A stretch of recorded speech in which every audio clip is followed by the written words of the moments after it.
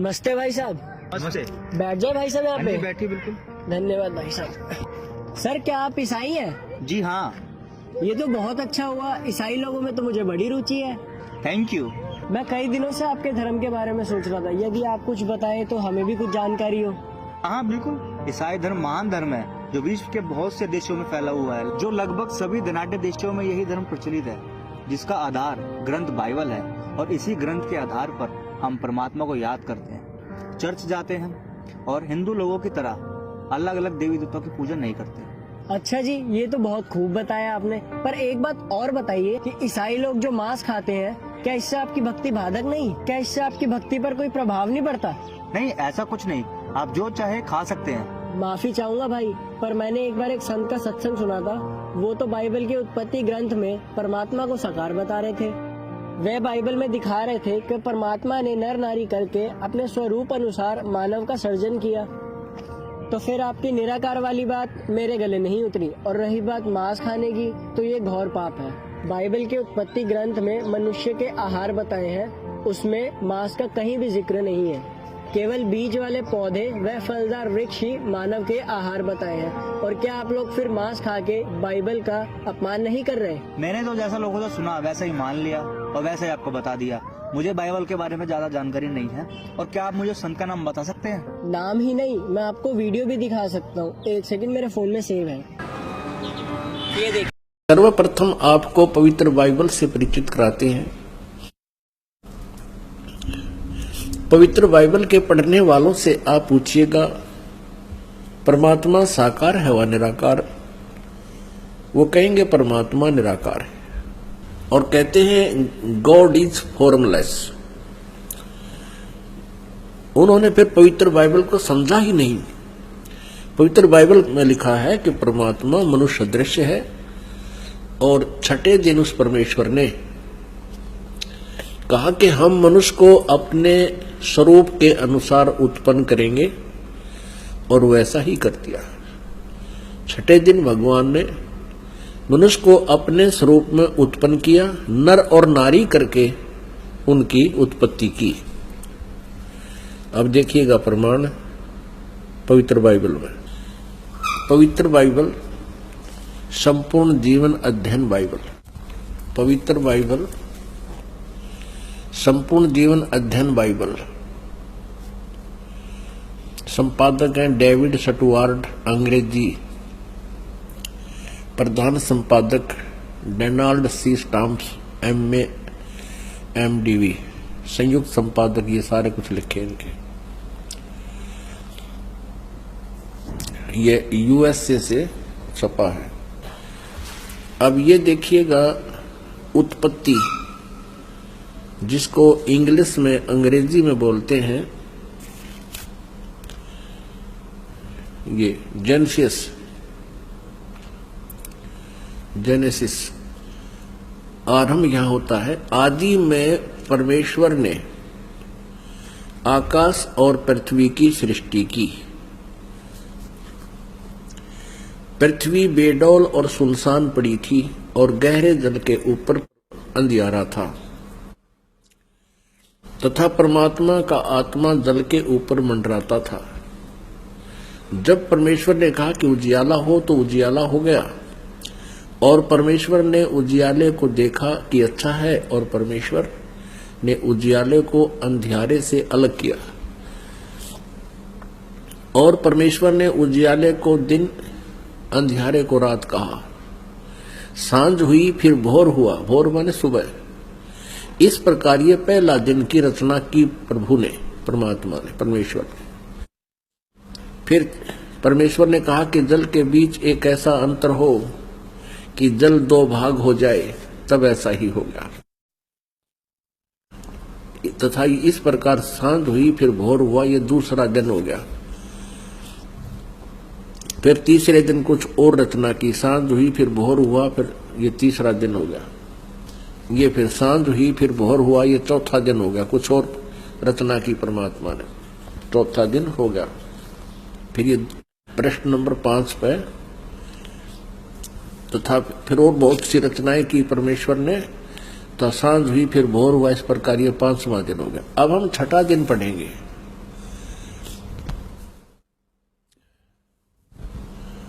फिर परमेश्वर ने कहा कि हम मनुष्य को अपने स्वरूप के अनुसार अपनी समानता में बनाए और वे समुद्र की मछलियों और आकाश के पक्षियों और घरेलू पशुओं और सारी पृथ्वी पर और सब रेंगने वाले जंतुओं पर जो पृथ्वी पर रेंगते हैं अधिकार रखें, यानी उनसे बुद्धिमान हो। तब परमेश्वर ने मनुष्य को अपने स्वरूप के अनुसार उत्पन्न किया।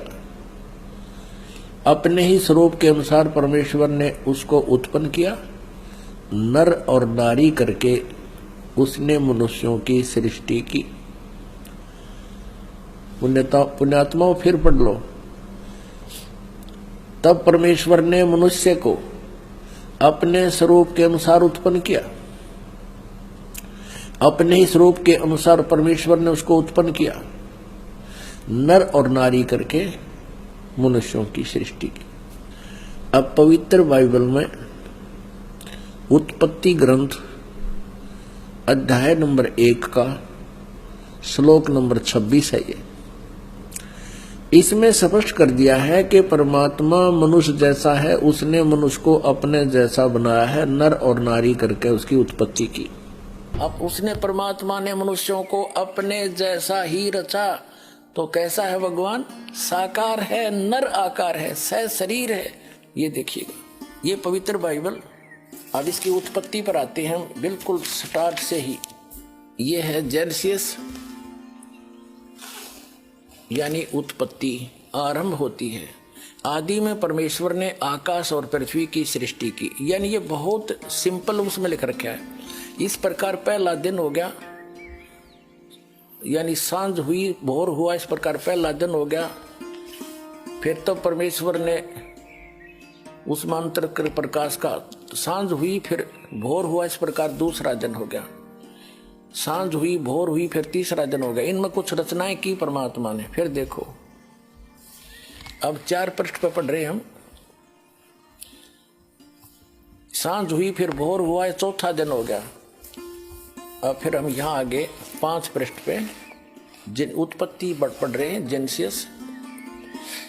ये सांझ हुई, फिर भोर हुआ, 5वां दिन हो गया। अब हम 6ठे दिन में आएंगे।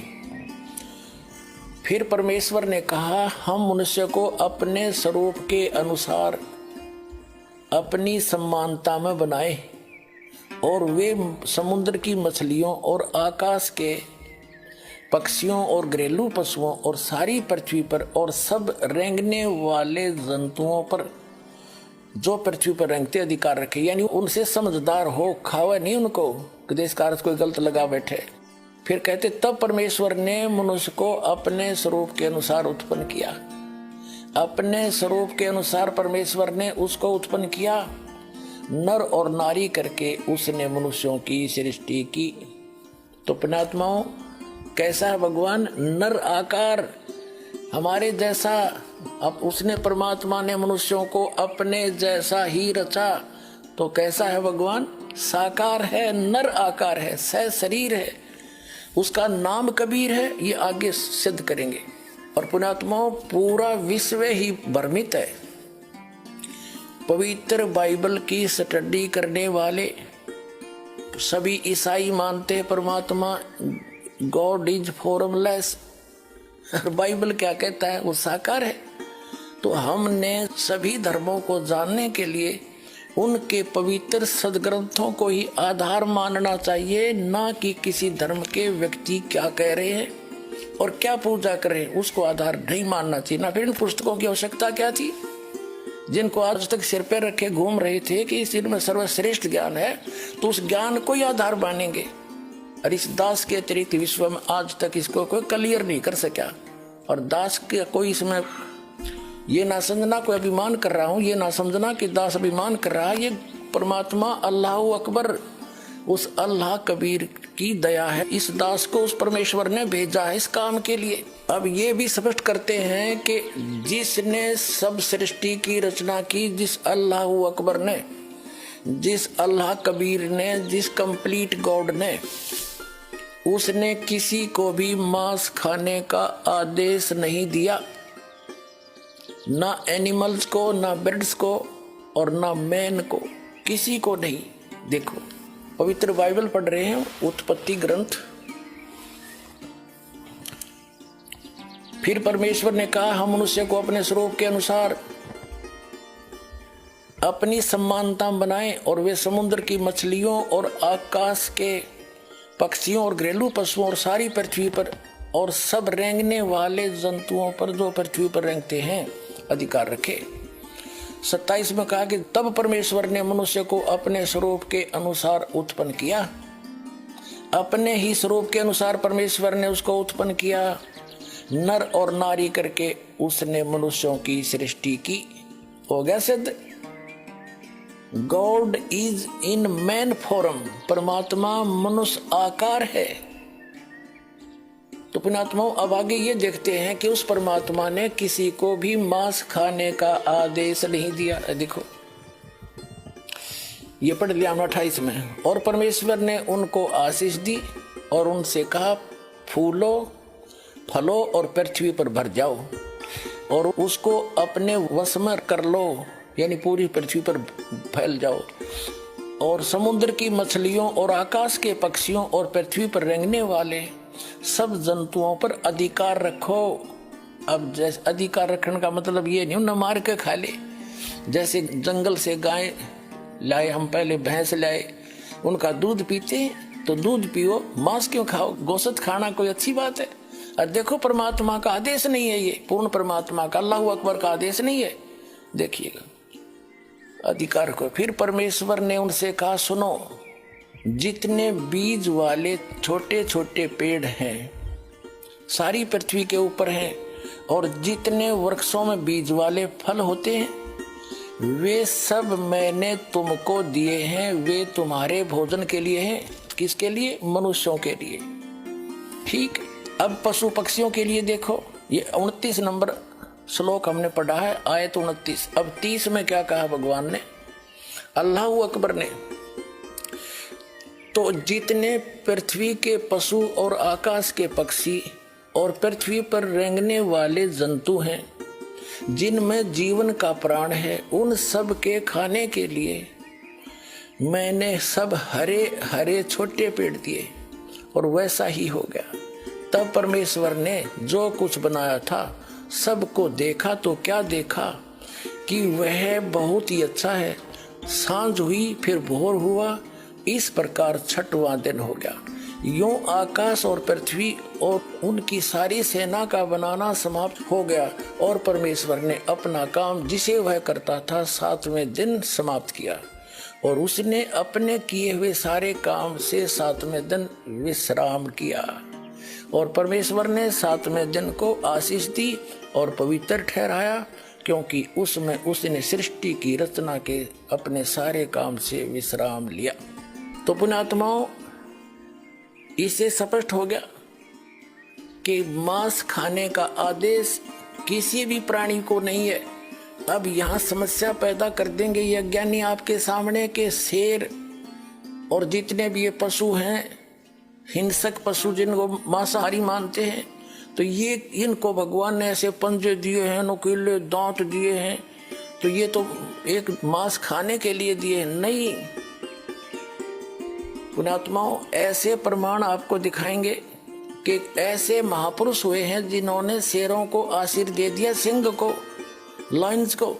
उन्होंने जीवन भर मांस नहीं खाया और बिल्कुल घास फूस खा करके, जैसे इनके पंजे किस लिए दिए हैं कि जैसे कीकर देखी होगी बबूल आपने, उसका ऐसा मोटा मोटा गोंद निकल जाता। पहले बहुत मजबूत तगड़ी तगड़ी कीकर होती थी, इतना इतना उनका गोंद लग जाता है और बहुत वो पौष्टिक होता है। ऐसे ही कुछ ऐसे पेड़ होते हैं जिनके अंदर बहुत अच्छा गुद्दा निकलता है, उनको पाड़ पाड़ कर ये खाते थे। तो इनको मांस खाने का अधिकार नहीं था, किसी को भी आदेश नहीं, और ना खाते थे। प्रारंभ में मांसाहारी प्राणी नहीं थे। तो फिर क्या हुआ, जैसे अब हम देखते हैं पवित्र हिंदू धर्म के अनुयायी पवित्र मुसलमानों को बुरा क्यों कहते थे कि वो मांस खाते, इसलिए बुरा मानते थे कि वो मांस खाते। और सिख धर्म के अंदर 10 महापुरुष हुए हैं उन 10 महापुरुषों ने कभी मांस छुआ तक नहीं, शराब कभी छुई तक नहीं, तम्बाकू सेवन किया नहीं। और ये तो सबसे पीछे चला हुआ धर्म है सिख धर्म। इसके अंदर कितनी बिजली गिर गई इतनी जल्दी। मांस खाने लगे जैसे भेड़िए खाते हैं, शराब पीने लगे और लुकमा सुकमा तम्बाकू भी सेवन करने लगे। क्या उन महापुरुषों का आदेश था कि तुम ये ऐसा जुल्म करो? या हिंदू धर्म के अंदर कोई ऐसा कोई आदेश है कि मांस खाओ?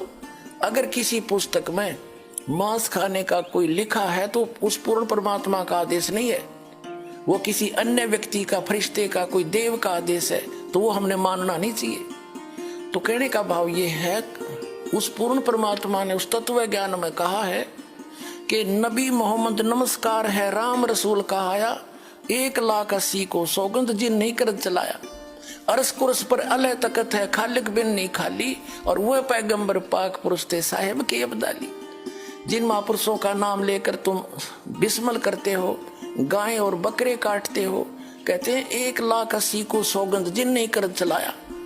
नबी मोहम्मद नमस्कार है, वो आदरणीय महापुरुष थे और परमात्मा के राम रसूल कहाया, वो परमात्मा का राम का रसूल था यानी पैगंबर था। और 1,80,000 ऐसे महापुरुष हुए मुसलमान धर्म के अंदर।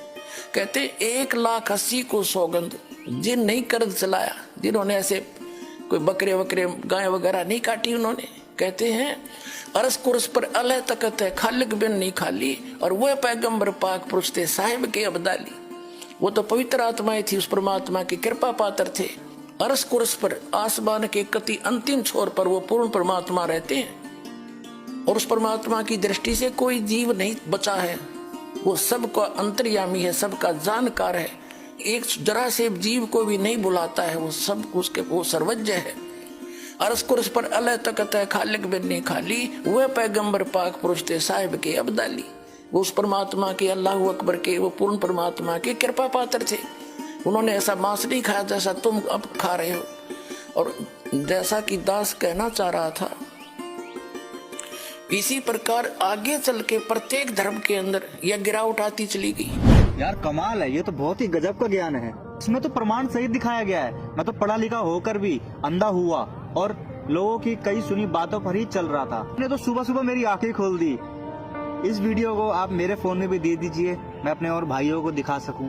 हाँ हाँ बिल्कुल, और अधिक जानकारी के लिए आप निःशुल्क पुस्तक भी प्राप्त कर सकते हैं। और आप भी अपनी आंखें खोलिए और सत्य ज्ञान की पुस्तक आप कर खुद भी जागे और औरों को भी जगाए, ताकि कोई किसी की अनजान बातों में आकर अपना जीवन बर्बाद ना करे। आओ सब मिलकर जागरूकता लाए, पाखंड और अंधविश्वास को जड़ से मिटाए।